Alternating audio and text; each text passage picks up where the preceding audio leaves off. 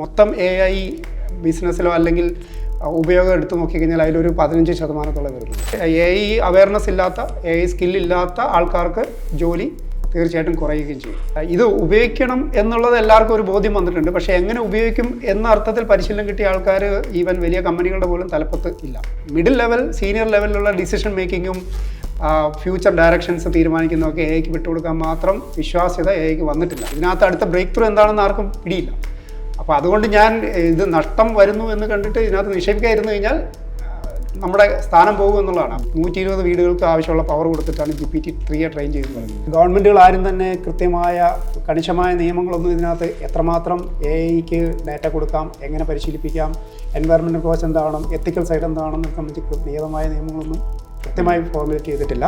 ഉത്തരം മുട്ടുമ്പം തോന്നുന്നത് ശരിയെന്ന രീതിയിൽ വിളിച്ച് പറയുന്നതാണ്. അതിപ്പോഴും ഉണ്ട്. അപ്പോൾ ഗണിത പ്രശ്നങ്ങളും അതുപോലെ ശാസ്ത്രീയമായിട്ടുള്ള പല കാര്യങ്ങൾക്കും ഇപ്പോഴും തെറ്റായ ഉത്തരം തരുന്നുണ്ട്. ഹാലൂസിനേഷൻ ഒഴിവാക്കാൻ പറ്റാത്ത പോലെ തന്നെ അൽഗോരിതത്തിന് ബയസ് ഉണ്ട്, ഡേറ്റയിൽ ബയസ് ഉണ്ട്.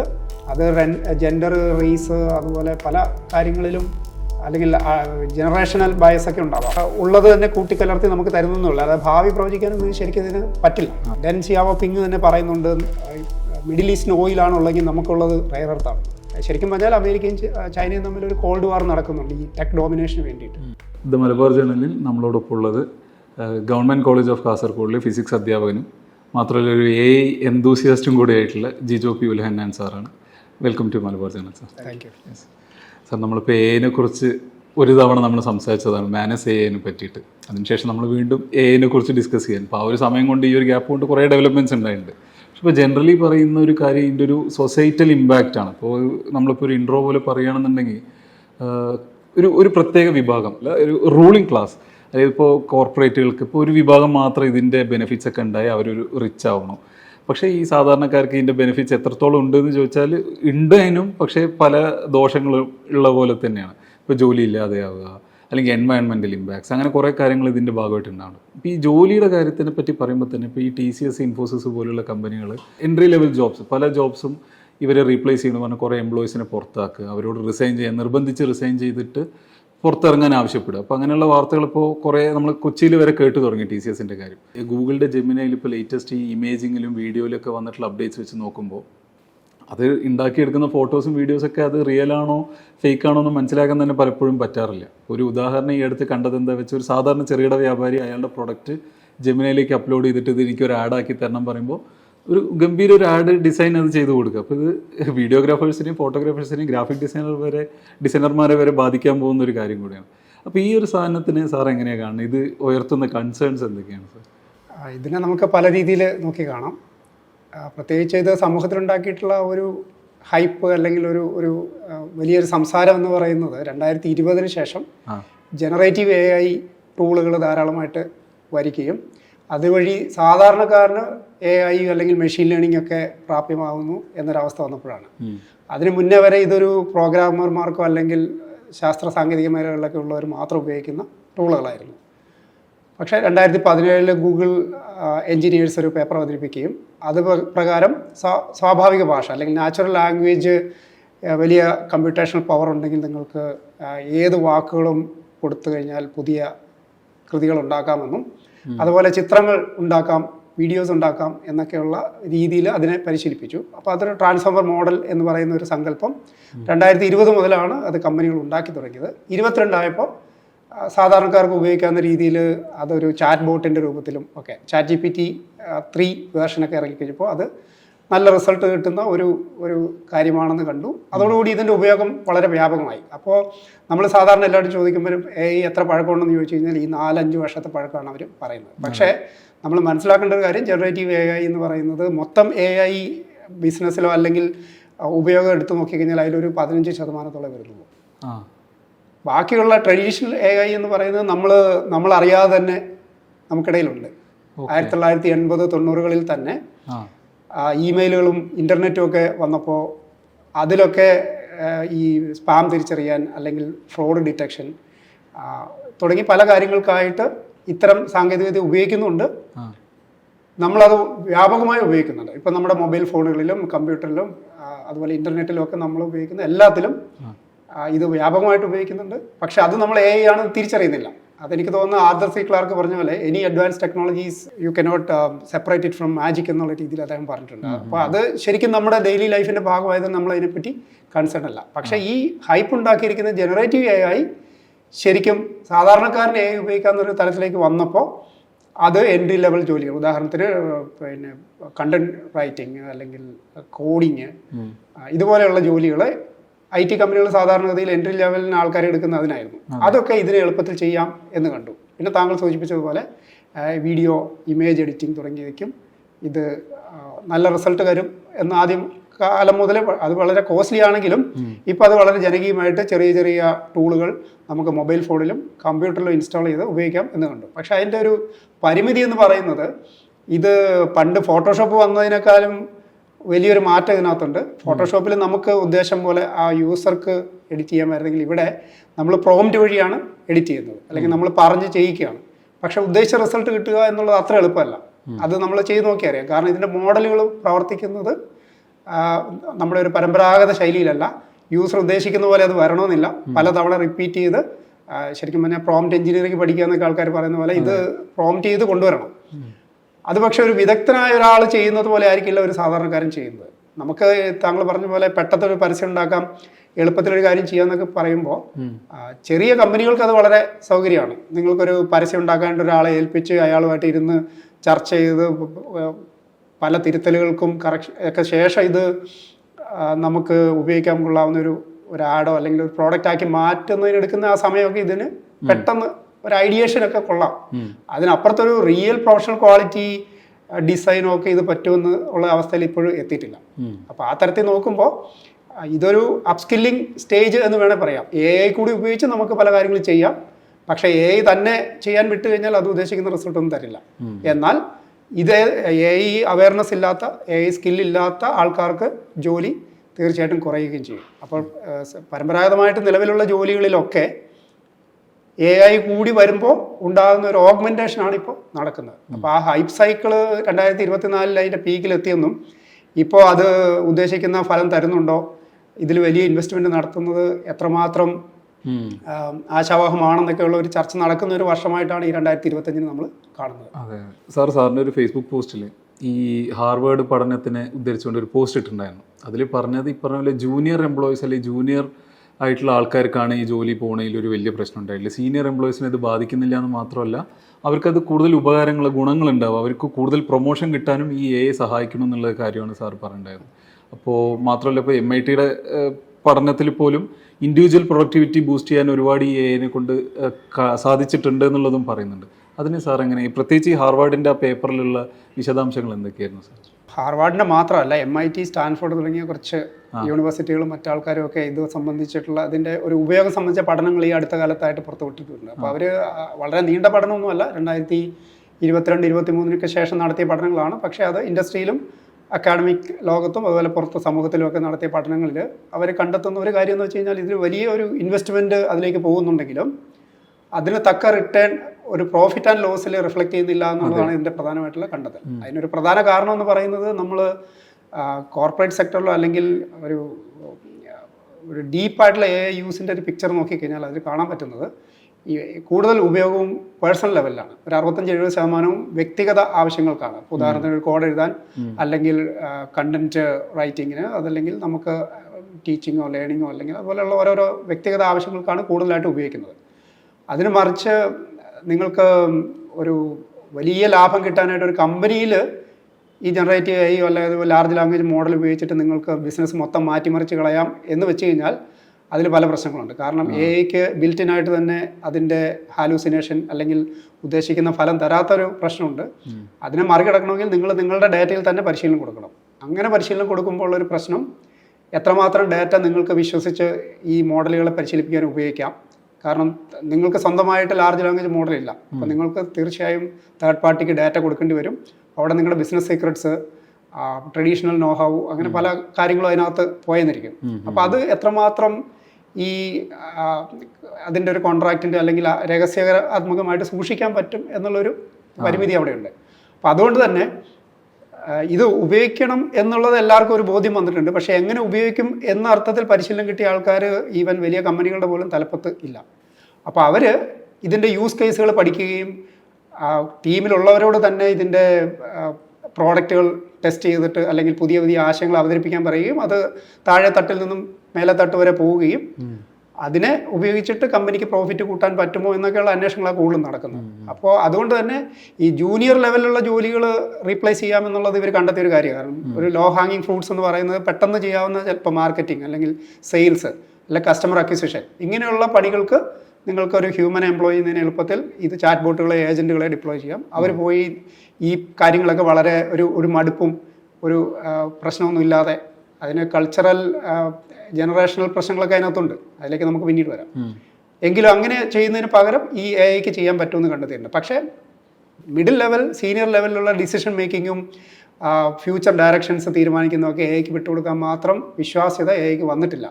അപ്പം അതുകൊണ്ട് തന്നെ ഇത് ഉപയോഗിക്കാൻ അറിയാവുന്ന ജൂനിയർ ലെവലിലുള്ള ആൾക്കാർക്കും മിഡിൽ ലെവലിലുള്ളവർക്കും പ്രൊമോഷൻ കിട്ടുകയും സീനിയർ ലെവലിലെ ആൾക്കാർ ഇത് ഉപയോഗിച്ച് വിജയിപ്പിച്ചവർക്ക് വലിയ പാക്കേജുകളും പ്രൊമോഷനൊക്കെ കിട്ടുകയും ചെയ്യുന്ന ഒരു അവസ്ഥയുണ്ട്. അത് കോർപ്പറേറ്റ് ലോകത്ത് മാത്രമല്ല, കമ്പനികളിൽ എടുത്തു കഴിഞ്ഞാലും അവർ ടാലൻറ്റ് അക്വിസിഷന് വേണ്ടിയിട്ട് വലിയ തുകയാണ് ചെലവഴിക്കുന്നത്. ഓരോ കമ്പനികളിൽ നിന്നും ആൾക്കാരെ പോച്ച് ചെയ്യാനും അല്ലെങ്കിൽ പുതിയ ടാലൻറ്റ് റിക്രൂട്ട് ചെയ്യാനൊക്കെ അവർ ശ്രമിക്കുന്നുണ്ട്. അപ്പോൾ അത് ഒരർത്ഥത്തിൽ പറഞ്ഞാൽ AI ഒരു നിലവിലുള്ള പരിമിതി എങ്ങനെ ഉപയോഗിക്കണം എന്നുള്ള അറിവില്ലായ്മ കൂടാതെ ഇത് ഉടനെ എന്ത് സംഭവിക്കും, എത്രമാത്രം ഇതിൽ നിന്ന് റിട്ടേൺ കിട്ടുമെന്നൊക്കെയുള്ള ആശങ്ക പല ആശങ്കകളുണ്ട്. പക്ഷേ ഇവരെ ഉന്തി വിടുന്ന ഒരു കാര്യം എന്ന് പറയുന്നത് ലോകമാസകലം ഇതിൽ വലിയൊരു റിട്ടേൺ കിട്ടുമെന്ന് പ്രതീക്ഷിച്ച് വലിയ കമ്പനികൾ അല്ലെങ്കിൽ സാധാരണക്കാരെ നിക്ഷേപം അടക്കം ഇതിലേക്ക് ചാനലൈസ് ചെയ്യപ്പെടുന്നുണ്ട്. $500 ബില്യൺ ഓരോ കമ്പനിയും പ്ലെഡ്ജ് ചെയ്യുന്നത്. അപ്പോൾ അങ്ങനെ വലിയൊരു തുക ഇതിനകത്തോട്ട് വരുമ്പോൾ തീർച്ചയായിട്ടും ഇതൊരു .com ബബിൾ പോലെ അടുത്ത ബബിൾ ആകുമോ എന്നുള്ളൊരു സംശയം ഇതൊക്കെയുണ്ട്. പക്ഷെ അതിൽ മറുവാദം പറയുന്നത് നിങ്ങൾ ഇൻ്റർനെറ്റ് തുടങ്ങിയ കാലത്തോ അല്ലെങ്കിൽ കമ്പ്യൂട്ടറുകൾ വന്നപ്പോൾ 70-80കളിലൊക്കെ കമ്പ്യൂട്ടർ വന്നപ്പോഴും അഡോപ്ഷൻ സംബന്ധിച്ച് സംശയങ്ങളുണ്ടായിരുന്നു. പ്രോഫിറ്റ് ആൻഡ് ലോസിൽ ഉടനെ നിന്നും 80കളിലൊന്നും അത് റിഫ്ലക്ട് ചെയ്തില്ല. പക്ഷേ ഫ്യൂച്ചറിൽ അത് വന്നു എന്നുള്ളതാണ്. അപ്പം അതേപോലെ അങ്ങനത്തെ ഒരു സ്റ്റേജാണ് AI വിറ്റ്നസ് ചെയ്യുന്നത് എന്നും പറഞ്ഞു വെക്കുന്നുണ്ട്. ഇനി അതിന് വേറൊരു ആംഗിളിൽ കണ്ടു കഴിഞ്ഞാൽ ശാസ്ത്ര സാങ്കേതിക മേഖലകളിലുള്ളവർ പറയുന്നത് നമ്മൾ 1920കളിൽ ഈ ക്വാണ്ടം സയൻസ് ഒക്കെ വന്നപ്പോൾ ഫിസിക്സിലൊക്കെ ഉണ്ടായ വലിയ മാറ്റങ്ങൾ പോലെ ഒന്നാണ് ഇവിടെ സംഭവിക്കുന്നത് കരുതുന്നവരുണ്ട്. അപ്പോൾ അതെന്താകുമെന്നറിയണമെങ്കിൽ നമുക്ക് ഇനിയും ഒരു 4-5 വർഷം അല്ലെങ്കിൽ ചിലപ്പോൾ അടുത്ത 10 വർഷത്തേക്ക് കാത്തിരിക്കേണ്ടി വരും. സാർ, ഇപ്പോൾ നമ്മളിപ്പോൾ MITയുടെ പേപ്പർ പറഞ്ഞപ്പോൾ ആ പേപ്പർ ഇപ്പോൾ അടുത്ത് പ്രോജക്ട് നാൻഡയുടെ ഭാഗമായിട്ട് വന്ന പേപ്പറിൽ ഈ പറഞ്ഞ പോലെ അതിൽ പറയുന്നുണ്ടായിരുന്നു IT മീഡിയ ഈ 2 മേഖലകൾക്കാണ് ഇതിനെ കൊണ്ട് എന്തെങ്കിലും ട്രാക്ക് ചെയ്യാൻ പറ്റുന്ന അല്ലെങ്കിൽ മെഷർ ചെയ്യാൻ പറ്റുന്ന റിട്ടേൺ ഉണ്ടായിട്ടില്ല. മറ്റേ അത് പഠനവിധേയമാക്കി 9 മേഖലകളിൽ ഈ 2 ആകെ എന്തെങ്കിലും മെച്ചം ഉണ്ടായിട്ടുള്ളൂ എന്ന് പറയുന്നുണ്ട്. അപ്പോൾ അതിൽ തന്നെയാണ് സാർ ഈ പറഞ്ഞ പോലെ നമ്മൾ പറഞ്ഞ പോലെ ഈ ഒരു ഇൻഡിവിജ്വൽ പ്രൊഡക്ടിവിറ്റി ബൂസ്റ്റ് ചെയ്യാൻ സഹായിച്ചിട്ടുള്ളത്. അപ്പോൾ അതിനെ ഉദ്ധരിച്ചുകൊണ്ടുള്ള കാര്യങ്ങൾ പറയണത് എന്താ വെച്ചാൽ സാർ കുറച്ച് മുന്നേ മെൻഷൻ ചെയ്ത അതേ സംഭവം, അതായത് ഇത്രത്തോളം പൈസ നമ്മൾ ഇതിലേക്ക് ഇൻവെസ്റ്റ് ചെയ്യേണ്ടതുണ്ടോ കോർപ്പറേറ്റിനെ സംബന്ധിച്ചിടത്തോളം, ഇന്ന് അതിനനുസരിച്ച് ലാഭം ഉണ്ടോ, മെഷർ ചെയ്യാൻ പറ്റുന്ന ലാഭമൊന്നും ഇല്ല എന്നുള്ളത് മനസ്സിലാക്കണം. അപ്പോൾ ഇതിനെ പല ആർട്ടിക്കിളും വന്നിട്ടുണ്ട്. ഇത് എക്കണോമിസ്റ്റ് പോലുള്ള ഫോറംസ് ഒക്കെ പല ആർട്ടിക്കിൾ ഇതിനെപ്പറ്റി എഴുതിയിട്ടുണ്ട്. ഇതിൽ ഏറ്റവും നല്ല രസകരമായിട്ടുള്ളൊരു എക്സാമ്പിൾ എന്ന് പറഞ്ഞാൽ ആപ്പിളിൻ്റെ എക്സാമ്പിളാണ്. അപ്പോൾ ആപ്പിൾ ഇത്തവണ iPhone 17 സീരീസ് ഇൻട്രൊഡ്യൂസ് ചെയ്തു. ഇപ്പോൾ കഴിഞ്ഞ തവണ iPhone 16 ഇൻട്രൊഡ്യൂസ് ചെയ്യുന്ന സമയത്ത് അവരുടെ ഫുൾ ഫോക്കസ് ആപ്പിൾ ഇൻ്റലിജൻസ് എന്ന് പറഞ്ഞിട്ട് അവരുടെ ഒരു AI ഇൻഫ്രാസ്ട്രക്ചർ അതിനെ ബേസ് ചെയ്തിട്ടായിരുന്നു. പരിപാടി മൊത്തം അതിലായിരുന്നു. പക്ഷെ ഇത്തവണ അവർ അതിന് ശേഷം കുറേ പിറ്റ്ഫോൾസ് ഉണ്ടായി. ഇവരുടെ പ്രോമിസ് ചെയ്ത പല ഫീച്ചേഴ്സും കൃത്യമായിട്ട് വന്നിട്ടുമില്ല, പലതും ഡെലിവറി ചെയ്യാൻ പറ്റിയില്ല, പലതും കുറച്ചായിട്ട് വരുന്നുമുണ്ടായിരുന്നു. ഇത്തവണ എന്താ വെച്ചാൽ iPhone 17 ഇവർ അനൗൺസ് ചെയ്യുമ്പോൾ ആപ്പിൾ ഇൻ്റലിജൻസ് എന്നോ AI എന്നൊക്കെ 1-2 തവണ മാത്രമേ അനൗൺസ് ചെയ്തുള്ളൂ. ഇതൊരു എക്സാമ്പിളായിട്ട് പറയാം, അതായത് ഇത്തരം സ്ട്രാറ്റജീസ് നിന്നും അല്ലെങ്കിൽ കുറേ വീഴ്ചകളിൽ നിന്ന് പഠിച്ചിട്ട് ഇവർ പുറകിലേക്ക് വരുന്നു എന്നുള്ളത്. അതിനെ സാർ എങ്ങനെയാണ് കാണുന്നത്?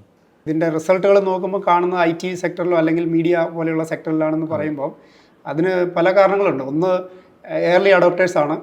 ഇത് പെട്ടെന്ന് ടെസ്റ്റ് ചെയ്യാൻ പറ്റുന്ന അല്ലെങ്കിൽ കോഡിഫയബിൾ ആയിട്ടുള്ള ഡാറ്റയാണ് അല്ലെങ്കിൽ AI ഫീൽഡാണ് അത് എന്ന് വേണേൽ പറയാം.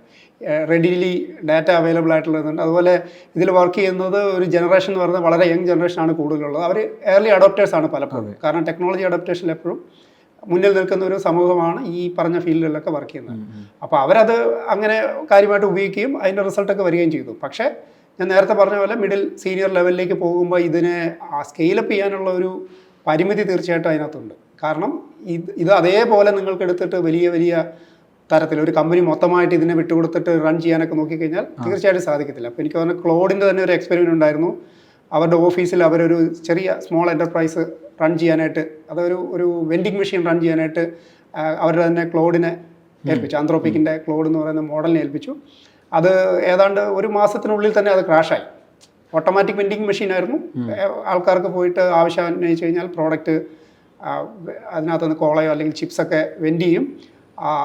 പിന്നെ അതിനകത്ത് ഇൻവെൻറ്ററി തീരുന്നതനുസരിച്ച് അത് ഓട്ടോമാറ്റിക്കായിട്ട് ഓർഡർ ചെയ്ത് അത് റീഫിൽ ചെയ്യും. ഇങ്ങനെയൊക്കെ ആയിരുന്നു അത്. പക്ഷേ അത് കസ്റ്റമേഴ്സുമായിട്ട് റിയൽ വേൾഡുമായിട്ട് ഇൻട്രാക്ട് ചെയ്തപ്പോഴത്തേക്ക് അത് വിതിൻ 1 മന്ത് തന്നെ അത് ഫെയിലായി എന്നുള്ളതാണ് ഒരു സിറ്റുവേഷൻ വന്നത്. അപ്പോൾ അത് നിങ്ങൾ ഒരു വലിയ ലാർജ് സ്കെയിൽ എൻ്റർപ്രൈസസിലേക്ക് ഒന്ന് സ്കെയിലപ്പ് ചെയ്ത് നോക്കിക്കഴിഞ്ഞാൽ എന്തായിരിക്കും അതിൻ്റെ അവസ്ഥ എന്ന് മനസ്സിലാവും. അപ്പോൾ തീർച്ചയായിട്ടും നമുക്ക് വിശ്വസിച്ച് AI-നെ മനുഷ്യന് പകരം ഒരു കാര്യം നടത്തിക്കാൻ ഏൽപ്പിക്കാം എന്നുള്ളൊരവസ്ഥ വന്നിട്ടില്ല. ഇനി ആപ്പിളിൻ്റെ കാര്യത്തിലേക്ക് വന്നു കഴിഞ്ഞാൽ ആപ്പിള് സ്വന്തമായിട്ട് ലാർജ് ലാംഗ്വേജ് മോഡലൊന്നും ഡെവലപ്പ് ചെയ്തില്ല. ഗൂഗിളാണ് ഇതിൻ്റെ സൈദ്ധാന്തിക പേപ്പറുകളൊക്കെ കൊണ്ടുവന്നെങ്കിലും അവരെ മറികടന്നിട്ട് വളരെ എഫിഷ്യൻ്റ് ആയിട്ടുള്ള അൽഗോരിതം കൊണ്ടുവന്നത് ഓപ്പൺ AI ആണ്. അവരെ മറികടന്നിട്ടാണ് DeepSeek കുറച്ചുകൂടി അൽഗോരിതം ബെറ്റർ ആക്കിയിട്ട് ഓപ്പൺ സോഴ്സ് മോഡൽ റിലീസ് ചെയ്തത്. അപ്പോൾ ഇങ്ങനെ ഭയങ്കര കോമ്പറ്റീഷൻ നടക്കുമ്പോൾ സാം ഓൾട്ട്മാൻ പറഞ്ഞതുപോലെ ഞാൻ ഒരു 10-20 ബില്യൺ കത്തിച്ച് കളഞ്ഞാലും ഫിയർ ഓഫ് മിസ്സിങ് ഔട്ട് എന്ന് പറയുന്ന ഒരു കാര്യം ഞങ്ങൾ ഒഴിവാക്കാൻ ആഗ്രഹിക്കുന്നതാണ്. അതായത് ഇതിനകത്ത് അടുത്ത ബ്രേക്ക് ത്രൂ എന്താണെന്ന് ആർക്കും പിടിയില്ല. അപ്പോൾ അതുകൊണ്ട് ഞാൻ ഇത് നഷ്ടം വരുന്നു എന്ന് കണ്ടിട്ട് ഇതിനകത്ത് നിക്ഷേപിക്കാതിരുന്നു കഴിഞ്ഞാൽ നമ്മുടെ സ്ഥാനം പോകും എന്നുള്ളതാണ്. അപ്പോൾ അതേ കാരണം തന്നെയായിരിക്കാം ആപ്പിളിനെയും ഈ ആപ്പിൾ ഇൻ്റലിജൻസ് പ്രഖ്യാപിക്കാനും എന്നാൽ അത് ഡെലിവർ ചെയ്യാനായിട്ട് അവർക്ക് നേറ്റീവായിട്ടുള്ള മോഡലില്ല. അതിന് പകരം അവർ ഡെവലപ്പ് ചെയ്യാൻ ശ്രമിച്ചു. പക്ഷേ ടീം ബിൽഡ് ചെയ്യുക, ഇതുണ്ടാക്കുക എന്നൊക്കെ പറഞ്ഞാൽ വർഷങ്ങളുടെ പരിശ്രമം വേണം. അത് സാധിക്കാതെ വന്നതോടുകൂടി ഇപ്പോൾ അവർ ചെയ്യുന്നത് മറ്റ് കമ്പനികളുമായിട്ട് ഇപ്പോൾ ഓപ്പൺഎഐയും ആന്ത്രോപിക്കും ഒക്കെ ആയിട്ട് പാർട്ട്ണർ ചെയ്യുന്നുണ്ട്. അതിന് വഴി ഇത് കൊണ്ടുവരാം. പക്ഷേ ആപ്പിളിൻ്റെ ഒരു യുണീക്ക് പ്രപ്പോസിഷൻ എന്ന് പറഞ്ഞു കഴിഞ്ഞാൽ അവർ ഹാർഡ്വെയർ ഫോക്കസ്ഡ് ആണ്. വളരെ ഓപ്റ്റിമൈസ്ഡ് ആയിട്ട് ഹാർഡ്വെയർ സോഫ്റ്റ്വെയർ ഇൻ്റഗ്രേഷനും യൂസർ ഇൻ്റർഫേസും ഒക്കെ ഡിസൈൻ ചെയ്യുന്ന വഴിയാണ് അവരുടെ പ്രോഡക്റ്റുകളെല്ലാം വളരെ പോപ്പുലർ ആയിരുന്നത്. അതിനെ മറികടന്നിട്ട് പെട്ടെന്ന് നിങ്ങളൊരു AI മോഡൽ എടുത്ത് അതിന് മുകളിൽ വെച്ചിട്ട് അതിനോട് ചാറ്റ് GPT പ്രതികരിക്കുന്ന പോലെ ചെയ്യാൻ പറഞ്ഞാൽ ചെയ്യില്ല. അതവർ തിരിച്ചറിഞ്ഞു. They went back to design. ഇപ്പോൾ ഈ വർഷം അതാണ് ചെയ്തത്. പക്ഷേ ഇപ്പോൾ അവർ ചെയ്യുന്നത് മറ്റ് കമ്പനികളുമായിട്ട് പാർട്ട്ണർ ചെയ്തിട്ട് ഇതിലേക്ക് ഇൻ്റഗ്രേറ്റ് ചെയ്യാനുള്ള ശ്രമമാണ് നടത്തുന്നത്. പക്ഷേ നമ്മൾ മറന്നു വന്നൊരു കാര്യം, ആപ്പിളും മറ്റ് കമ്പനികളും ഒക്കെ ഞാൻ നേരത്തെ പറഞ്ഞ 85% പ്രെഡിക്റ്റീവ് അല്ലെങ്കിൽ ട്രഡീഷണൽ സിംബോളിക് AI ഉപയോഗിക്കുന്നുണ്ട്. ഡീപ്പ് ലേണിങ്ങും മെഷീൻ ലേണിങ്ങും ഒക്കെ വർഷങ്ങളായിട്ട് ഇവർ ഉപയോഗിക്കുന്നുണ്ട്. സിരിയും അതുപോലെ ഫേസ് റെക്കഗ്നീഷനും മറ്റ് പ്രോഡക്റ്റുകളൊക്കെ AI-നെ ബേസ് ചെയ്തിട്ടുള്ളതാണ്. പിന്നെയുള്ളത് ഈ ചാറ്റ് ബോട്ടുകളെ സിരിനെ ഈ ജനറേറ്റീവ് ആയിട്ട് ലിങ്ക് ചെയ്യാനോ അല്ലെങ്കിൽ മറ്റ് ആപ്പുകളെല്ലാം ഇതുമായിട്ട് ലിങ്ക് ചെയ്ത് ഓപ്പൺ AI-യും ഗൂഗിളും ഒക്കെ ചെയ്യുന്നത് പോലെ ചെയ്യാൻ നോക്കുമ്പോൾ ഉണ്ടാകുന്ന ഒരു ഫെയിലിയറാണ്. പക്ഷേ അത് നിയർ ഒരു 2-3 ഇയേഴ്സിനകത്ത് ചിലപ്പോൾ അവരത് മറികടക്കുമായിരിക്കും. അതിൻ്റെ ഡയറക്ഷൻ എങ്ങനെ പോകുന്നുള്ളത് നമുക്കിപ്പോഴേ പ്രെഡിക്റ്റ് ചെയ്യാൻ പറ്റില്ല. AI എന്നുള്ളൊരു സാധനം ഇപ്പോൾ കമ്പനീസ് ആണെങ്കിലും ഇപ്പോൾ അവരത് റീതിങ്ക് ചെയ്യുന്ന ഒരു സാഹചര്യത്തിൽ വരുമ്പോൾ ഇപ്പോൾ ആൾക്കാരെ സംബന്ധിച്ചിടത്തോളം അവർക്കിത് മടുത്തു തുടങ്ങിയോ എന്നുള്ളൊരു ഫീലിംഗ് ആണ്. അത് കേട്ട് മടുക്കുക എന്ന് പറയില്ല. അതായത് എന്തിലും ഏതിലും AI അങ്ങനെ ഒരു സ്ഥിതിയാണ്. ഇപ്പോൾ സാറ് പറഞ്ഞ പോലെ തന്നെ ഈ AI ഫീച്ചേഴ്സ് എന്ന് പറഞ്ഞ പല കാര്യങ്ങളും ഇപ്പോൾ അവതരിപ്പിക്കുന്നത് കാലാകാലങ്ങളായിട്ട് ഇവിടെ ഉണ്ട്. അന്ന് പക്ഷേ ഇതിന് മെഷീൻ ലേണിംഗ് മോഡൽസ് അല്ലെങ്കിൽ ഡീപ്പ് ലേണിംഗ് മോഡൽസ് എന്നാണ് പറഞ്ഞിട്ടുണ്ടായിരുന്നത്. ഇപ്പോൾ പക്ഷേ എല്ലാം AI. ഇപ്പോൾ AIയുടെ എന്തെങ്കിലും ഇല്ലെങ്കിൽ തന്നെ അല്ലെങ്കിൽ ഉണ്ടെങ്കിൽ തന്നെ അതിനെ എങ്ങനെയെങ്കിലും റീബ്രാൻഡ് ചെയ്ത് AI എന്ന് പറഞ്ഞില്ല എന്നുണ്ടെങ്കിൽ ഇവർക്ക് എന്തോ നഷ്ടം സംഭവിക്കണ പോലെ. പ്രത്യേകിച്ച് ഈ സ്റ്റോക്ക് പ്രൈസ് ഒക്കെ. പിന്നെ എനിക്ക് തോന്നുന്നു ആപ്പിളിനെ സംബന്ധിച്ചിടത്തോളം സ്റ്റോക്ക് വാല്യൂ എന്നുള്ളതും വലിയൊരു സാധനമാണ്. നമ്മൾ AI അഡോപ്ഷനിലേക്ക് വരണം, ഇല്ലെങ്കിൽ മാർക്കറ്റിൽ നമ്മളെ അത് ബാധിക്കും എന്നുള്ളത്. അപ്പോൾ ഒരു AI ഫറ്റീഗ് ആൾക്കാരുടെ ഇടയിലും മേ ബി കമ്പനികളുടെ ഇടയിലും വന്നോ എന്നുള്ളതാണ് ഒരു ചോദ്യം. അത് തീർച്ചയായിട്ടും വന്നിട്ടുണ്ട്. ഞാൻ നേരത്തെ പറഞ്ഞ 2024 ഇതിൻ്റെ ഹൈപ്പ് സൈക്കിള് വന്നു. അതായത് ലാർജ് ഇൻവെസ്റ്റ്മെൻറ്റ്സ് ഒക്കെ വരികയും അതായത് ടോപ്പ് ടെക് 5 എടുത്ത് നോക്കിക്കഴിഞ്ഞാൽ എല്ലാത്തിലും മുകളിൽ നിൽക്കുന്ന 6 മാഗ്നിഫിയൻ 7 എന്ന് പറയുന്ന കമ്പനികളെല്ലാം AI റിലേറ്റഡോ അല്ലെങ്കിൽ ഡേറ്റ ഈ ഫീൽഡിലുള്ളതാണ്. എന്ന് മാത്രമല്ല NVIDIA ഇവർക്കെല്ലാം മുകളിൽ വരാനുള്ള ഏക കാരണം അവരുടെ ചിപ്പുകൾ ഇതിന് പറ്റുന്നതാണ് എന്നുള്ളതുകൊണ്ടാണ്. അപ്പോൾ അങ്ങനെ വന്നു കഴിഞ്ഞപ്പോൾ ഇത് തന്നെ എല്ലാവരും അത് AI എന്ന് പറയുകയും AI ഇല്ലാത്തൊരു കാര്യമില്ല, ഗവൺമെൻറ്റുകളും ഓർഗനൈസേഷൻസും എല്ലാ ആൾക്കാരും ഇതിനെപ്പറ്റി ചിന്തിക്കുകയൊക്കെ ചെയ്യുമ്പോൾ തീർച്ചയായിട്ടും നമുക്കൊരു മടുപ്പുണ്ടാവും. അപ്പം ഞാനിതിനെ കാണാൻ ആഗ്രഹിക്കുന്നത്, ഞാൻ 2017 ആദ്യമായിട്ട് AI and future of work എന്ന് പറഞ്ഞിട്ട് ആർട്ടിക്കിൾ എഴുതാനായിട്ട് ഇത് ആദ്യമായിട്ട് ഞാൻ എഴുതുന്ന ആ വർഷമാണ്. അപ്പോൾ അതിനുശേഷം ഞാനിത് ഫോളോ ചെയ്ത് പോയിട്ടുണ്ടെങ്കിൽ ഈ 2020 വരുന്ന ബ്രേക്ക് ത്രൂ ആരും ആൻറ്റിസിപ്പേറ്റ് ചെയ്തില്ലെന്നുള്ളതാണ് ഇതിനകത്തെ വലിയൊരു കാര്യം. അത് ഓപ്പൺ AI ആദ്യത്തെ പ്രൈസ് കൊണ്ട് പോകും എന്നുള്ളത് ഗൂഗിളും കരുതിയില്ല. അപ്പോൾ ജനറേറ്റീവ് AI ഒരു ബ്രേക്ക് ത്രൂ വന്നു. അപ്പോൾ AI പല സൈക്കിളുകളായിട്ട് വന്നിട്ടുള്ള റെവല്യൂഷനുകളിൽ അതിനുശേഷം പിൻഡറുകൾ വന്നിട്ടുണ്ട്. അപ്പോൾ അങ്ങനത്തെ ഒരു വലിയൊരു കുതിച്ചുചാട്ടം ജനറേറ്റീവ് AI വന്നപ്പോൾ ഇതിനകത്ത് ഉണ്ടായി. പക്ഷേ ഇത് എങ്ങോട്ട് പോകും എന്നുള്ളതിൻ്റെ സംബന്ധിച്ച് ആർക്കും വലിയ ഐഡിയ ഇല്ലായിരുന്നുകൊണ്ട് ജനറേറ്റ് കൊണ്ട് എല്ലാം സാധിക്കുമെന്ന് കരുതിയിട്ട് ഓപ്പൺ എ ഐ ഒക്കെ ആർട്ടിഫിഷ്യൽ ജനറൽ ഇൻ്റലിജൻസ് ഉണ്ടാക്കും ഇപ്പം തന്നെ ആയി എന്നുള്ളൊരു ധാരണയിൽ മുന്നോട്ട് പോയി. സൂപ്പർ ഇൻ്റലിജൻസ് എന്ന് പറഞ്ഞാൽ ലാബ് മെറ്റയും ഓപ്പൺ എ ഐ ഒക്കെ തുടങ്ങി, അതിലേക്കൊക്കെ ടാലൻ്റ് അക്വിസിഷൻ ഒക്കെ നടത്തി. പക്ഷേ അവർക്ക് പിന്നെ മനസ്സിലായി ഇതുകൊണ്ട് ശരിക്കും പറഞ്ഞാൽ ഈ പറഞ്ഞ കാര്യമൊന്നും നടക്കില്ല എന്നുള്ളൊരു റിയലൈസേഷൻ ഇപ്പം തീർച്ചയായിട്ടും വന്നിട്ടുണ്ട്. അപ്പം അതുകൊണ്ട് ആൾക്കാർക്ക് എ ഐ എന്ന് എല്ലാത്തിലും പറയുമ്പോൾ നമ്മൾ ഓർക്കേണ്ട ഇത് അത്ര പഴയ ടെക്നോളജി ഒന്നുമല്ല. ഒരു ആശയപരമായിട്ട് നോക്കിക്കഴിഞ്ഞാൽ ഇത് 82 വർഷം മറ്റേ ആയി ഇത് ആദ്യത്തെ റിസർച്ച് ഡൊമൈനായിട്ട്. ഇതൊരു ഫീൽഡായിട്ട് ഒരു കമ്പ്യൂട്ടർ സയൻസിൻ്റെ ഒരു ശാഖയായിട്ട് വന്നിട്ട് 69 ഇപ്പോൾ 70ാമത്തെ വർഷത്തിലേക്ക് നമ്മൾ കിടക്കും. അപ്പോൾ അത്രയും പഴയ ഒരു ടെക്നോളജിയാണ്, അല്ലെങ്കിൽ ഡിജിറ്റൽ കമ്പ്യൂട്ടറിന് തന്നെ അത്രയും പഴക്കമുള്ളൊരു ടെക്നോളജിയാണ്, പുതിയതൊന്നുമല്ല. പക്ഷേ അതിനകത്ത് മനുഷ്യന് അതിലെ ആശയങ്ങൾ കമ്പ്യൂട്ട് ചെയ്യാൻ പറ്റുന്ന ഒരു അവസ്ഥ എത്തിയത് 2010 ശേഷമാണ്. 2020 ശേഷം വലിയൊരു ബ്രേക്ക് ത്രൂ വന്നു. ഇപ്പം അത് ഏകദേശം ഒരു റോഡ് ബ്ലോക്ക് എന്നുള്ള അവസ്ഥയിൽ നിൽക്കുവാണ് ഇപ്പം. അതുകൊണ്ട് അവർ ശ്രമിക്കുന്നത് ഇനി നമുക്ക് മനുഷ്യർക്കിടയിലേക്ക് ഇതെങ്ങനെ കൊണ്ടുവരാം, അല്ലെങ്കിൽ റോബോട്ടിക്സിലേക്കും ഹ്യൂമൻ ഇൻ്റർഫേസ് ഡിവൈസുകളിലേക്കൊക്കെ എങ്ങനെ ഈ എ ഐ കൊണ്ടുവരാം, ആ തരത്തിലുള്ള പരീക്ഷണങ്ങളാണ് ഇപ്പം നടക്കുന്നത് എന്ന് വേണമെങ്കിൽ നമുക്ക് കാണാം. അപ്പോൾ ഈ എയുടെ ഒരു കാര്യത്തിൽ ഇപ്പോൾ നമുക്കൊരു ഫ്യൂച്ചറിസ്റ്റിക് പെർസ്പെക്റ്റീവിൽ പറയുകയാണെന്നുണ്ടെങ്കിൽ 2 പ്രധാന കാര്യങ്ങളായിരിക്കും ഇപ്പോൾ മനുഷ്യൻ്റെ ഒരു എവല്യൂഷനോ അല്ലെങ്കിൽ തുടർന്നുള്ള യാത്രേനെ ഇമ്പാക്റ്റ് ചെയ്യാൻ പോകുന്ന കാര്യം. അതിലൊന്ന് പ്രധാനമായിട്ടും ഇപ്പോൾ എ തന്നെ ആയിരിക്കും, ഇപ്പോഴത്തെ ഒരു നിലയിൽ അതായിരിക്കും. അതിനൊപ്പം തന്നെ വേറൊരു സാധനമാണ് സാർ ഈ ക്ലൈമറ്റ് ചേഞ്ച്. ഇപ്പോൾ പല പൊല്യൂഷനും ആ പ്രശ്നങ്ങളും, ഇപ്പോൾ നമ്മുടെ നാട്ടിലെ കാര്യം പറയുകയാണെന്നുണ്ടെങ്കിൽ ഇപ്പോൾ സ്ഥിരം മഴയാണ്, കഴിഞ്ഞ കൊല്ലം തീരെ മഴയിൽ ഇപ്പോൾ മഴ നിൽക്കാത്ത മഴ. അപ്പോൾ ഇതും ഈ പറഞ്ഞ പോലെ ഞാൻ തുടക്കത്തിൽ പറഞ്ഞ പോലെ ഈ റിച്ച് ആയിട്ടുള്ള ആൾക്കാരെ ഡയറക്റ്റ് അവർക്കും കൂടെ ബാധിക്കുന്നതാണെന്നുണ്ടെങ്കിലും, പക്ഷെ ഇത് ഫസ്റ്റ് ഓഫ് ഓൾ ആദ്യമായിട്ട് ബാധിക്കുക ഏറ്റവും താഴെക്കടയുള്ള ആൾക്കാരെയാണ് ഇതിൻ്റെ ദുരിതങ്ങൾ പെട്ടെന്ന് ബാധിക്കുക. ഇപ്പോൾ മുൻ US പ്രസിഡന്റ് ആയിട്ടുള്ള ആൽബർട്ട് ഗോർ, ഇപ്പോൾ മൂപ്പറിൻ്റെ സ്ഥാപനം ക്ലൈമറ്റ് റേസ് എന്നുള്ള ഒരു നോൺ പ്രോഫിറ്റ് ഓർഗനൈസേഷൻ, അവരൊരു AI യൂസ് ചെയ്തിട്ട് ഒരു 660 മില്യൺ സോഴ്സിൽ നിന്നും ഒരു ഫൈൻ പാർട്ടിക്കുലേറ്റ്സ്, പൊല്യൂഷൻ കോസ് ചെയ്യുന്ന ഫൈൻ പാർട്ടിക്കുലേറ്റിനെ ഐഡൻറ്റിഫൈ ചെയ്യാൻ ഒരു AI യൂസ് ചെയ്തിരിക്കും. അതേസമയം ഒരു AI പവർ ചെയ്യാൻ തന്നെ എത്രയോ റിസോഴ്സസും ഫ്യൂവലും അതൊക്കെ ആവശ്യമുള്ളത്, അതും ഒരു സൈഡിൽ പൊല്യൂഷൻ കോസ് ചെയ്യുന്ന സാധനം. അപ്പോൾ പൊല്യൂഷൻ കോസ് ചെയ്യുന്ന ഒരു ടെക്കിനെ യൂസ് ചെയ്തിട്ട് തന്നെ പൊല്യൂഷൻ കോസ് ചെയ്യുന്ന സാധനങ്ങളെ ഐഡൻറ്റിഫൈ ചെയ്യാൻ യൂസ് ചെയ്യണം എന്നുള്ളൊരു ഐറണിയും കൂടി ഉണ്ട്.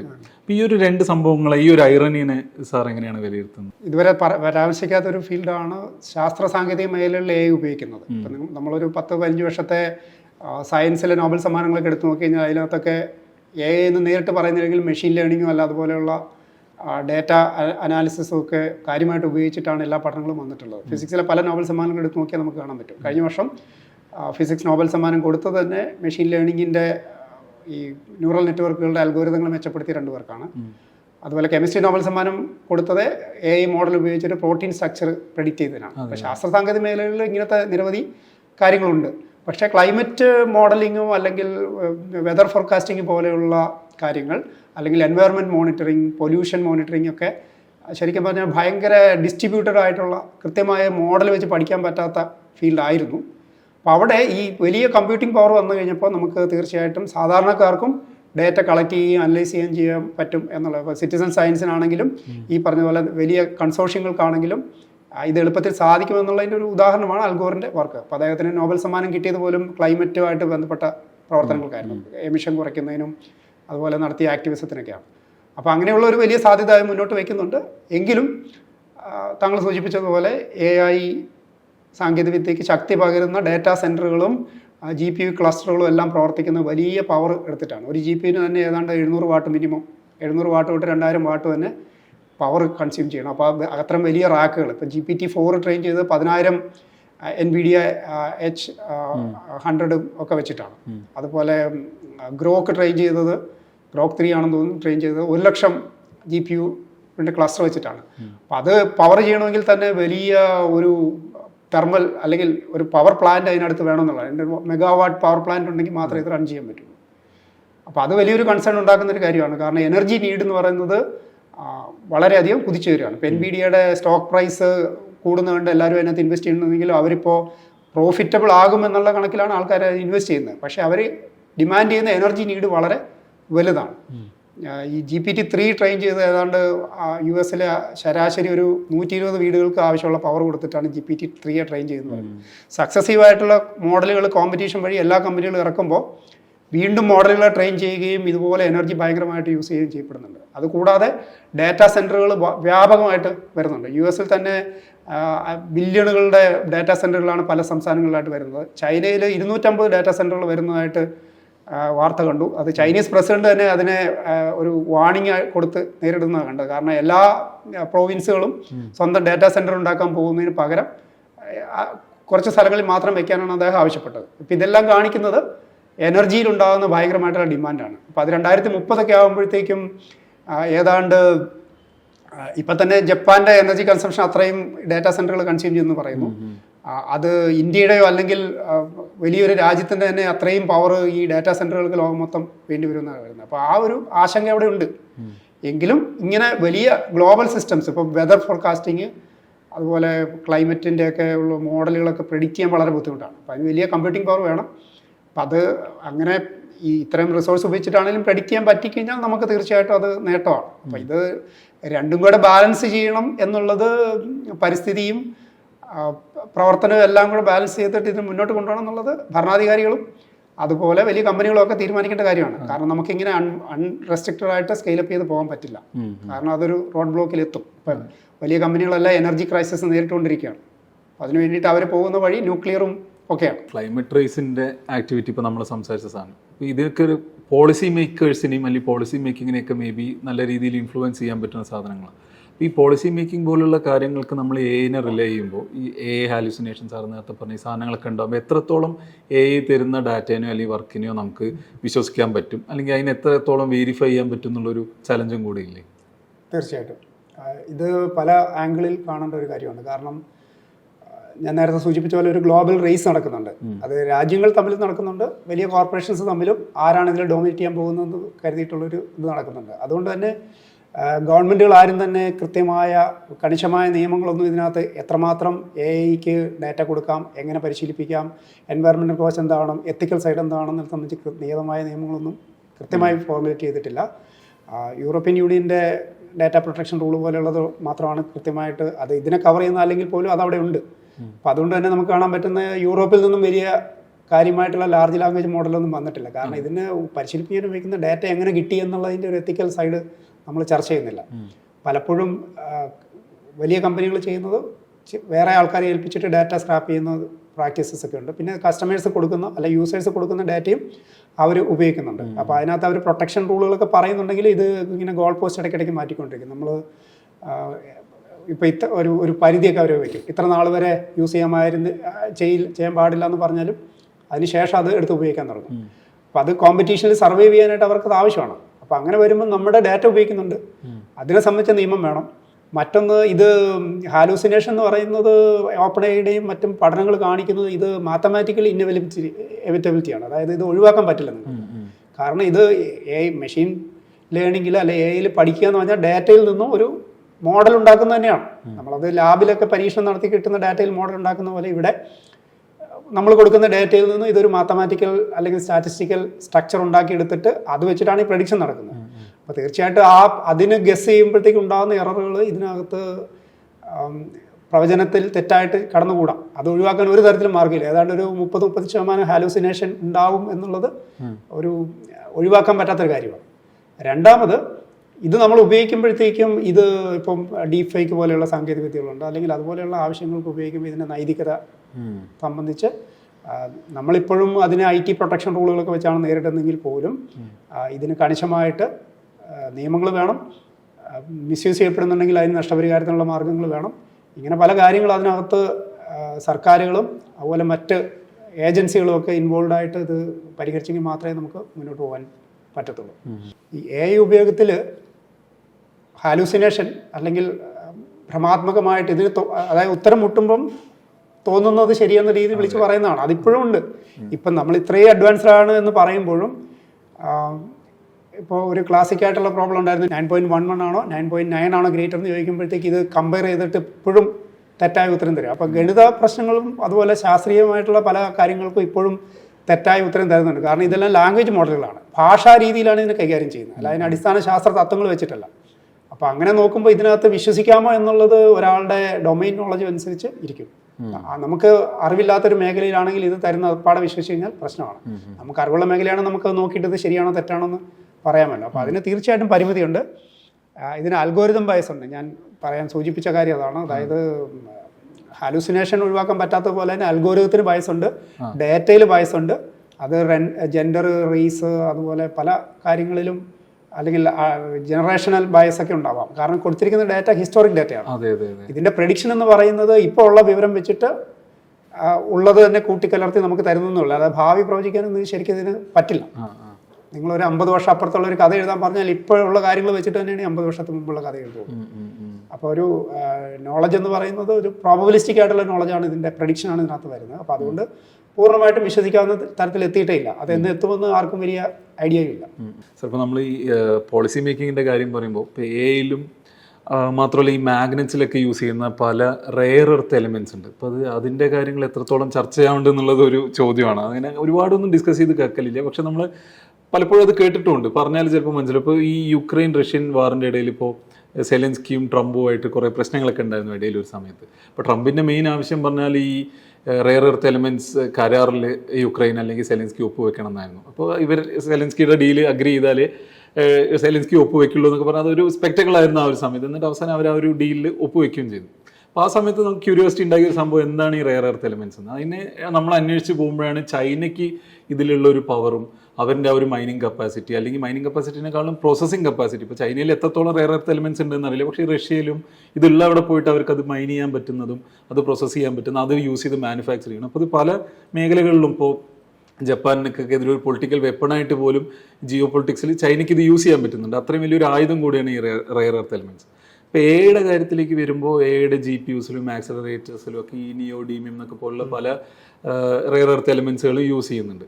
അപ്പോൾ ഈ ചൈനേനിപ്പോൾ ഒരു തരത്തിൽ നമുക്ക് വേണമെങ്കിൽ പറയാം അവരെ സുപ്രീം പവറായിട്ട് നിലനിർത്തുന്ന ഒരു കാര്യം കൂടിയാണ് ഈ റെയർ എർത്ത് എലിമെൻറ്റ്സ്. അപ്പോൾ ഇതിൻ്റെ ഒരു അവൈലബിലിറ്റി, മറ്റു രാജ്യങ്ങൾക്ക് ഇതിൻ്റെ ഒരു മൈനിങ് കപ്പാസിറ്റി ഇല്ലാത്തത്, അതൊക്കെ ഈ എയുടെ ഡെവലപ്മെൻറ്റ്സിനെ എങ്ങനെയായിരിക്കും ബാധിക്കുക? ഞാൻ ഈ അടുത്ത് കണ്ട ഒരു ഇൻഫോഗ്രാഫിക്സ് നോക്കുമായിരുന്നു. അപ്പോൾ അതിൽ ചൈനയിലെ EV ഉണ്ടാക്കുന്ന കമ്പനികളുടെ ഒരു ലിസ്റ്റാണ്, ഒരു പിരമിഡാണ് കണ്ടത്. അതിൽ ഏറ്റവും വില കുറഞ്ഞ പോപ്പുലർ ആയിട്ടുള്ള കാറുകൾ ഉണ്ടാക്കുന്ന തൊട്ട് ഏറ്റവും ഹൈ എൻഡ്, വേൾഡിൽ ഒരു കമ്പനി ഉണ്ടാക്കുന്ന തരത്തിലുള്ള ഹൈ എൻഡ് കാറുകൾ വരെ ഉണ്ടാക്കുന്ന ഒരു പിരമിഡൽ സ്ട്രക്ചർ ഉണ്ട്. ഏതാണ്ട് എണ്ണാൻ പറ്റാത്ത അത്രയും കമ്പനികൾ, 500 കമ്പനികളുണ്ടെന്ന് തോന്നുന്നു അതിനകത്ത്. അപ്പോൾ അതിൻ്റെ പോയിന്റ് എന്താണെന്ന് വെച്ച് കഴിഞ്ഞാൽ ചൈന 2 കാര്യങ്ങളിൽ ഡോമിനേറ്റ് ചെയ്ത് കഴിഞ്ഞു. ഒന്ന്, ഈ ഇതിൻ്റെ ചിപ്പ് നിർമ്മാണത്തിലേക്ക് അവർ വരുന്നതേ ഉള്ളൂ. EV, ഇലക്ട്രിക് വെഹിക്കിൾസ്, അതുപോലെ ടെലികമ്മ്യൂണിക്കേഷൻ, മൊബൈൽ, ഈ ഫീൽഡിലൊക്കെ നോക്കിക്കഴിഞ്ഞാൽ ഇതിലെല്ലാം അവരാണ് ഡോമിനേറ്റ് ചെയ്തത്. ഇപ്പോൾ ചൈനീസ് മൊബൈലുകൾ വേൾഡ് ഓവർ ഡോമിനേഷനായി. അതുപോലെ ഇവർ ടെലികമ്മ്യൂണിക്കേഷൻ ടെക്നോളജി, അതായത് ഇതിൻ്റെ ഈ 5G മുതൽ സ്പെക്ട്രം റേഡിയോ കമ്മ്യൂണിക്കേഷൻ സിസ്റ്റംസ് ഉണ്ടാക്കുന്നത്, പിന്നെ ശാസ്ത്ര സാങ്കേതിക മേഖലകളിലൊക്കെ നിരവധി മുന്നേറ്റങ്ങൾ അവർ നടത്തിയിട്ടുണ്ട്. ഇവർ ഏതാണ്ട് 1980കളിലാണ് ഈ റെയർ എർത്ത് എലമെൻസിൻ്റെ പ്രാധാന്യം തിരിച്ചറിഞ്ഞ് അതിലേക്ക് ഫോക്കസ് വരുന്നത്. ഈ ഡെൻ സിയാവോപിങ് തന്നെ പറയുന്നുണ്ട്, മിഡിൽ ഈസ്റ്റിന് ഓയിലാണുള്ളെങ്കിൽ നമുക്കുള്ളത് റെയർ എർത്താണ്. അപ്പം അത് തിരിച്ചറിഞ്ഞിട്ട് അവർ ആ ഫീൽഡിലേക്ക്, ഇതിൻ്റെ ഒരു പ്രത്യേകത ധാരാളം കെമിക്കൽ പ്രോസസ്സിങ് വേണം ഇതിനെല്ലാം ഐസൊലേറ്റ് ചെയ്ത് എടുക്കാനായിട്ട്.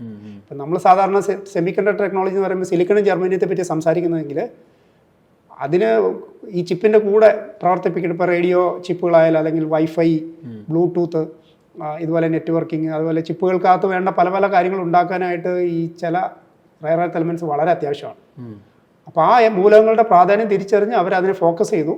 1950 തൊട്ട് ഇപ്പോൾ വരെയുള്ള ഏതാണ്ട് ഒരു 70-75 വർഷത്തെ ചരിത്രം എടുത്ത് നോക്കിക്കഴിഞ്ഞാൽ ചൈന ഏതാണ്ട് 26,000 പേറ്റൻറ്റുകളാണ് ഈ ഫീൽഡിൽ ഫയൽ ചെയ്തിട്ടുള്ളത്. അടുത്തത് ജപ്പാനാണ്, പിന്നെ അമേരിക്കയാണ്. പക്ഷെ അവർക്ക് ആർക്കും ഒരു 10,000 പോലും ഇല്ലാന്ന് തോന്നുന്നു പേറ്റൻറ്റുകൾ. അപ്പോൾ അവർ ഇതിൻ്റെ മൈനിങ് തൊട്ട് പ്രോസസ്സിങ് തൊട്ട് സിന്തസൈസ്, അതുപോലെ എല്ലാ കാര്യങ്ങളും അവർ ഈ കാലയളവ് കൊണ്ട് ഡോമിനേറ്റ് ചെയ്ത് കഴിഞ്ഞു.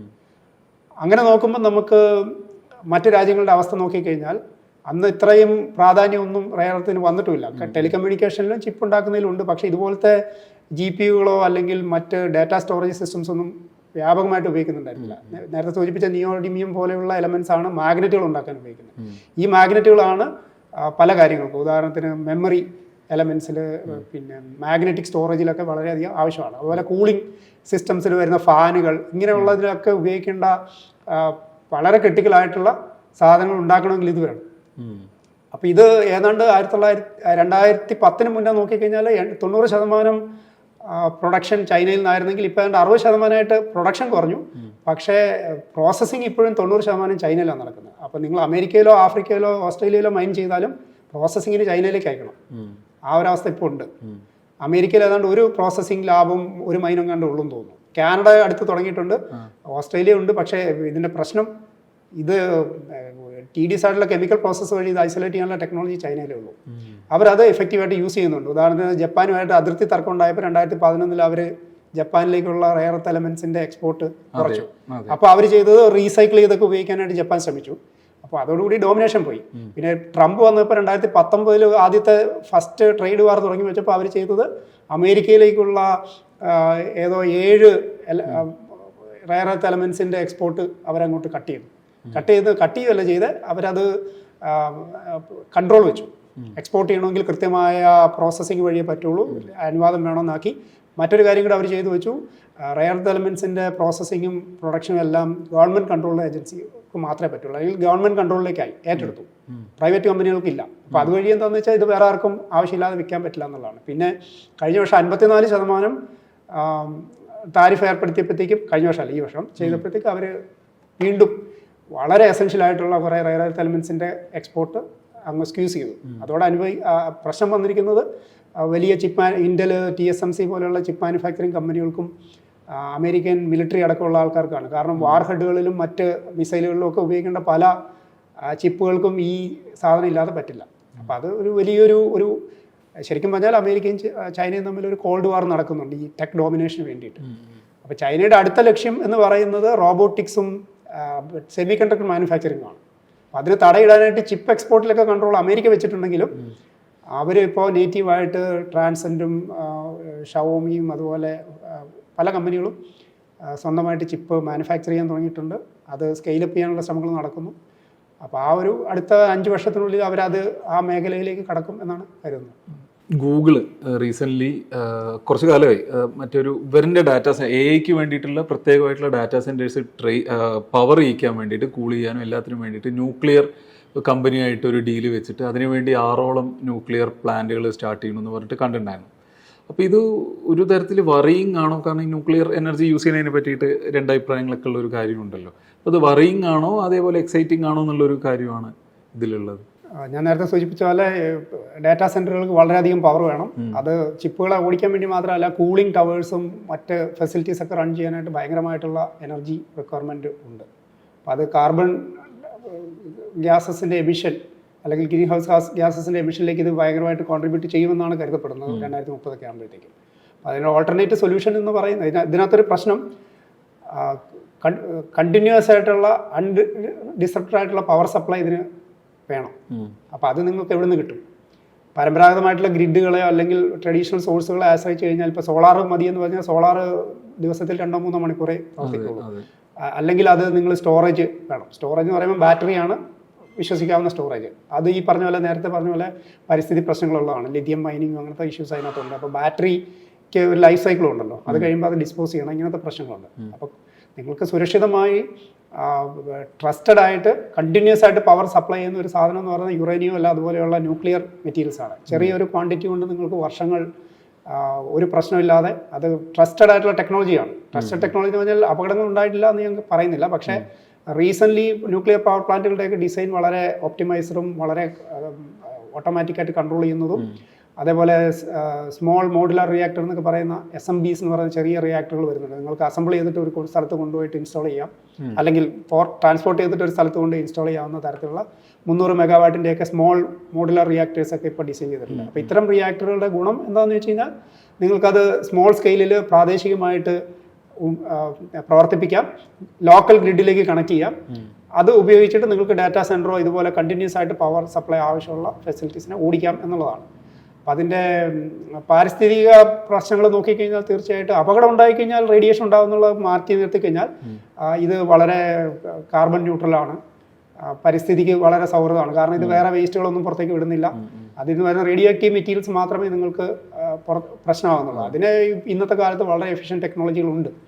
അപ്പം അത് വേൾഡ് ഓവർ ന്യൂക്ലിയർ ഒരു അഡോപ്ഷൻ വീണ്ടും തിരിച്ചു വന്നിട്ടുണ്ട്. അതിപ്പോൾ ഗൂഗിൾ മാത്രമല്ല, മൈക്രോസോഫ്റ്റ്, ആമസോൺ തുടങ്ങിയ എല്ലാ കമ്പനികളും ഈ ഇങ്ങനത്തെ സ്റ്റാർട്ടപ്പ് കമ്പനികളും മറ്റ് ന്യൂക്ലിയർ പവർ മേഖലകളിലുള്ള പുതിയ പുതിയ കമ്പനികളുമായിട്ടൊക്കെ ടൈപ്പ് ഉണ്ടാക്കുന്നുണ്ട്. ഇന്ത്യയും അത്തരം റിയാക്ടറുകൾ ഉണ്ടാക്കുന്നതിനെ പറ്റി ആലോചിക്കുന്നുണ്ട്. നിലവിൽ വലിയ റിയാക്ടറുകൾ തന്നെയാണ് വരുന്നത്. അതായത് 2000-3000 മെഗാവാട്ടൊക്കെ ഉള്ള പ്ലാന്റുകളാണ് ഇന്ത്യയിൽ ഏതാണ്ട് 20 എണ്ണത്തോളം ഇപ്പോൾ പൈപ്പ് ലൈനിലുണ്ട്. പക്ഷേ മറ്റേതൊക്കെ 300 ഒക്കെ വരുന്ന ലോക്കൽ പവർ പ്ലാന്റുകളാണ്. കാരണം നിങ്ങൾക്കൊരു ഡാറ്റാ സെൻറ്റർ ഓടിക്കാൻ തന്നെ മെഗാവാട്ടുകൾ വേണം. അപ്പോൾ അത് കണ്ടിന്യൂസ് ആയിട്ട് ലോക്കൽ സിറ്റികളെ അഫക്റ്റ് ചെയ്യാതെ, അതായത് നിങ്ങളുടെ പോപ്പുലേഷന് കൊടുക്കേണ്ട പവറാണല്ലോ ഇതിനു വേണ്ടി എടുക്കുന്നത്. അപ്പോൾ അത് പ്രാദേശികമായിട്ട് എതിർപ്പുകളുണ്ടാവും ഡാറ്റാ സെൻറ്ററുകൾ തുടങ്ങുന്നതിന്. അപ്പോൾ അത് തീർച്ചയായിട്ടും മറികടക്കാനായിട്ട് ഇത്തരം സങ്കേതങ്ങളിലേക്ക് ആൾക്കാർ പോകുന്നത്. അപ്പോൾ ആശങ്ക എന്ന് പറഞ്ഞു കഴിഞ്ഞാൽ അത് നമ്മുടെ മനസ്സിൽ പരമ്പരാഗതമായിട്ടുള്ള ന്യൂക്ലിയറിനോടുള്ള ഒരു വിരോധം ഉണ്ട് എന്നുള്ളതാണ്. പക്ഷേ മറ്റ് സ്രോതസ്സുകളുമായിട്ട് നോക്കുമ്പോൾ ഇപ്പോഴും സ്മോൾ സ്കെയിലിൽ ഉണ്ടാക്കാവുന്നതും വേറെ ഒരു നിർമ്മിക്കുമ്പോഴും റൺ ചെയ്യുമ്പോഴും പാരിസ്ഥിതികമായിട്ട് വലിയ പ്രശ്നം ഉണ്ടാക്കാത്ത ഒരെണ്ണം ന്യൂക്ലിയർ റിയാക്ടർ തന്നെയാണ്. അതായത് ഒരു ക്ലീൻ റിന്യൂവബിൾ എനർജി. അതെ. എയിലിപ്പോൾ സാറ് പറഞ്ഞ പോലെ ഒരു പീക്കിലെത്തിയിട്ട് ഇപ്പോൾ ഒന്ന് സെറ്റിൽ ഡൗൺ ആവുന്ന ഒരു അവസ്ഥയാണ്, പലരും റീതിങ്ക് ചെയ്യുന്ന ഒരു സാഹചര്യത്തിലാണ്. ഇപ്പോൾ നമ്മളിപ്പോൾ മുന്നോട്ട് നോക്കുമ്പോൾ അല്ലെങ്കിൽ കറൻ്റ് ഡെവലപ്പിംഗ് ആയിട്ടുള്ള എക്സൈറ്റിംഗ് ആയിട്ടുള്ള എയിൽ ഇപ്പോൾ നമ്മൾ ഫോർസീ ചെയ്യാൻ പറ്റുന്ന എന്തൊക്കെ ഡെവലപ്മെൻറ്റ്സ് ആണ് ഇപ്പോൾ വേൾഡ് വൈഡ് നടക്കുന്നത്? പ്രത്യേകിച്ച് ചൈനയിൽ നിന്നാണ് തോന്നുന്നു ഇപ്പോൾ അലിബാബയുടെ മോഡൽസ് ഒക്കെ വന്നിട്ടുണ്ട്. അപ്പോൾ എന്നാലും അത്തരത്തിൽ എന്തൊക്കെയാണ് ഉള്ളത്, എന്തെങ്കിലും സാറ് നോട്ടീസ് ചെയ്തിട്ടുണ്ടോ? 2024 ഒരു വലിയ ബ്രേക്ക് ത്രൂ വന്നത് ഡീപ് സീക്ക് മോഡൽ വന്നതും അതുവഴി ഓപ്പൺ സോഴ്സ് ആയിട്ടുള്ള ലാർജ് ലാംഗ്വേജ് മോഡൽസ് വന്നതാണ്. ഓപ്പൺ സോഴ്സ് എന്ന് പറഞ്ഞാൽ ഇതിൻ്റെ കോഡും പരിശീലിപ്പിച്ച് കഴിയുമ്പോൾ കിട്ടുന്ന ആ മോഡലിൻ്റെ വെയിറ്റ് അടക്കം ഇത് റിലീസ് ചെയ്യുന്നു എന്നുള്ളതാണ് അതിൻ്റെ പ്രത്യേകത. അപ്പോൾ നമുക്കത് ഡൗൺലോഡ് ചെയ്ത് നമ്മുടെ ലോക്കലായിട്ട് നമുക്കത് റൺ ചെയ്ത് നമ്മുടെ ഡാറ്റയിൽ പരിശീലിപ്പിക്കാം എന്നുള്ളതാണ്. അപ്പോൾ അത് വെച്ചിട്ടുള്ള റാഗ്, അതായത് റിട്രീവൽ ഓഗ്മെൻറ്റേഷൻ, നമ്മുടെ ഡാറ്റ കൊടുത്തിട്ട് അതിൻ്റെ വിവരങ്ങൾ വെച്ച് പരിശീലിപ്പിക്കാവുന്ന സിസ്റ്റങ്ങൾ.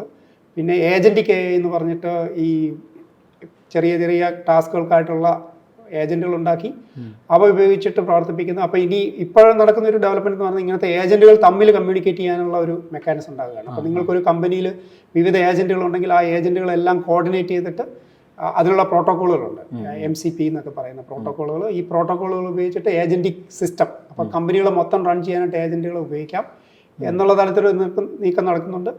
ഇനി ലാർജ് ലാംഗ്വേജ് മോഡലുകൾ സൃഷ്ടിച്ച ഒരു ഹൈപ്പ് വെച്ചിട്ട് അതിൻ്റെ പുറത്ത് ആർട്ടിഫിഷ്യൽ ജനറൽ ഇൻ്റലിജൻസ് അല്ല AGI ഉണ്ടാക്കാൻ പറ്റുമോ എന്നുള്ള അന്വേഷണം. ഇനി അതിനെ മറികടന്ന് ഇതെല്ലാം കൺട്രോൾ ചെയ്യാനായിട്ട് പറ്റുന്ന മനുഷ്യനേക്കാളും ബുദ്ധിയുള്ള സൂപ്പർ ഇൻ്റലിജൻസ് ഉണ്ടാക്കാൻ പറ്റുമോ എന്നുള്ള ഒരു അന്വേഷണം നടക്കുന്നുണ്ട്. അതിന് വേണ്ടിയിട്ട് വലിയ ഇൻവെസ്റ്റ്മെൻറ്റ് മെറ്റായും ഓപ്പൺഎഐയും ഗൂഗിളും ഒക്കെ നടത്തിയിട്ട് അതിലേക്കുള്ള ടാലൻറ്റ് അക്വിസിഷൻ നടക്കുന്നുണ്ട്. അപ്പോൾ അത് ശരിക്കും പറഞ്ഞാൽ സാധാരണ പ്രോഗ്രാമേഴ്സിനെ അല്ല വേണ്ടത്, ഈ നാച്ചുറൽ സിസ്റ്റംസും അതുപോലെ വലിയ കമ്പ്യൂട്ടിംഗ് സിസ്റ്റംസൊക്കെ എങ്ങനെ പ്രവർത്തിക്കുമെന്ന് അറിയാവുന്ന വലിയ മാത്തമാറ്റിക്കൽ, സ്റ്റാറ്റിസ്റ്റിക്കൽ, കമ്പ്യൂട്ടർ സയൻസിൻ്റെയൊക്കെ ജീനിയസുകളെ അല്ല സയൻസിൽ നിന്നൊക്കെയുള്ള ആൾക്കാരെയാണ് കൊണ്ടുപോകുന്നത്. അപ്പോൾ അത് ശരിക്കും ഇപ്പം നമ്മൾ കാണുന്ന അക്കാഡമിക് ലോകത്തൊന്നും ഗവേഷണവും ശാസ്ത്ര കണ്ടുപിടുത്തങ്ങളൊക്കെ ഈ വലിയ കമ്പനികളുടെ ലാബിലേക്ക് മാറുന്ന ഒരവസ്ഥയും ഇപ്പോൾ ഉണ്ട്. കാരണം ഇവർ ഈ ബ്രേക്ക് ത്രൂ എവിടെ വരുമെന്ന് ആർക്കും ഇപ്പോൾ ഒരു ഐഡിയ ഇല്ലാത്തതുകൊണ്ട് ഉണ്ടാക്കാൻ പറ്റുമെന്ന് കരുതുന്ന ആൾക്കാരെയൊക്കെ നമുക്ക് വിശ്വസിക്കാൻ പറ്റാത്ത പ്രതിഫലം കൊടുത്തിട്ടാണ് കൊണ്ടുപോകുന്നത്. ഇപ്പം 100 മില്യൺ 200 മില്യൺ ഒക്കെയാണ് ഒരാൾക്ക് ഓഫർ ചെയ്യുന്ന പാക്കേജ് എന്ന് പറയുന്നത്. സാലറി മാത്രമല്ല മറ്റെല്ലാം കൂടെ ചേർത്തിട്ട്. അപ്പോൾ അങ്ങനെയൊക്കെയുള്ള ആൾക്കാരുടെ റിക്രൂട്ട്മെൻറ്റ് നടക്കുമ്പോൾ ഇതിനുള്ള റിട്ടേൺ കിട്ടുമോ എന്നുള്ള ആശങ്ക ഇൻവെസ്റ്റേഴ്സിന് ഉണ്ട്. അപ്പോൾ അതാണ് ഇപ്പോൾ ഉണ്ടാക്കുന്ന ഒരു റോഡ് ബ്ലോക്കിന് കാരണം. പിന്നെ ഹ്യൂമൻ AI ഇൻ്ററാക്ഷൻ ഫീൽഡിൽ ഡെവലപ്മെൻറ്റ്സ് ഉണ്ട്. റോബോട്ടിക്സ് ആയിരിക്കും അടുത്ത ഒരു ഡെവലപ്മെൻറ്റ് തോന്നുന്നു. കാരണം 2028-30 ആകുമ്പോഴത്തേക്കും റോബോട്ടിക് കമ്പോണൻസ് കൂടുതലായിട്ട് നമ്മുടെ ജീവിതത്തിലേക്ക് വരും. അപ്പോൾ അതിനുള്ള ഗവേഷണം അല്ലെങ്കിൽ ഓട്ടോണമസ് കാറുകൾ, അതുപോലെ ഹ്യൂമനെ അസിസ്റ്റ് ചെയ്യാനുള്ള റോബോട്ടുകൾ ഒക്കെ വരാൻ സാധ്യതയുണ്ട്. അതുപോലെ എല്ലാ ഡിവൈസുകളും ഇൻ്റർനെറ്റിലേക്ക് കണക്ട് ആകുമ്പോൾ ഉണ്ടാകുന്ന IoTയിലുള്ള ഡെവലപ്മെൻറ്റ്, പിന്നെ AI ഓരോ ഡിവൈസിലേക്കും പരമാവധി കൊണ്ടുവന്ന ഡിസിഷൻ മേക്കിങ്ങും ഒക്കെ അവിടെ നടത്താൻ സഹായിക്കുന്ന തരത്തിലുള്ള എഡ്ജ് AI എന്ന് പറയുന്ന ഒരിതുണ്ട്. അപ്പോൾ ഇതിനെ സഹായിക്കുന്ന ഹാർഡ്വെയർ ഡിസൈൻ, അതായത് ചിപ്പുകളും മറ്റ് സങ്കേതങ്ങളും ഡെവലപ്പ് ചെയ്യാനുള്ള ശ്രമങ്ങളും നടക്കുന്നുണ്ട്. അപ്പോൾ ഇതൊക്കെ പക്ഷേ വലിയ കോർഡിനേറ്റഡ് എഫേർട്ടാണ്. റിട്ടേൺ എങ്ങനെ ഉണ്ടാകുമെന്നൊന്നും ആർക്കും വലിയൊരു ഊഹമില്ലാത്തൊരു ഇതുമാണ്. അപ്പോൾ ഒരു ബബിൾ ഉണ്ടാകുമോ എന്നറിയില്ല. ബബിൾ ഉണ്ടായിക്കഴിഞ്ഞാൽ വലിയൊരു കറക്ഷൻ ഈ പറഞ്ഞ കമ്പനികളുടെയൊക്കെ സ്റ്റോക്ക് പ്രൈസിലും ഒക്കെ ഉണ്ടാവാം. സാർ, ഇപ്പോൾ കൂടുതൽ AI വിശേഷങ്ങളും മറ്റ് ശാസ്ത്രവുമായിട്ട് ബന്ധപ്പെട്ട് ഫിസിക്സൊക്കെ ആയിട്ട് ബന്ധപ്പെട്ട കാര്യങ്ങളായിട്ട് നമുക്ക് വീണ്ടും ഇരിക്കാം. നമ്മളോട് ഇത്രയും നേരം സമയം ചെലവഴിച്ചതിന് താങ്ക് യു സോ മച്ച്. തീർച്ചയായിട്ടും. ഓക്കെ.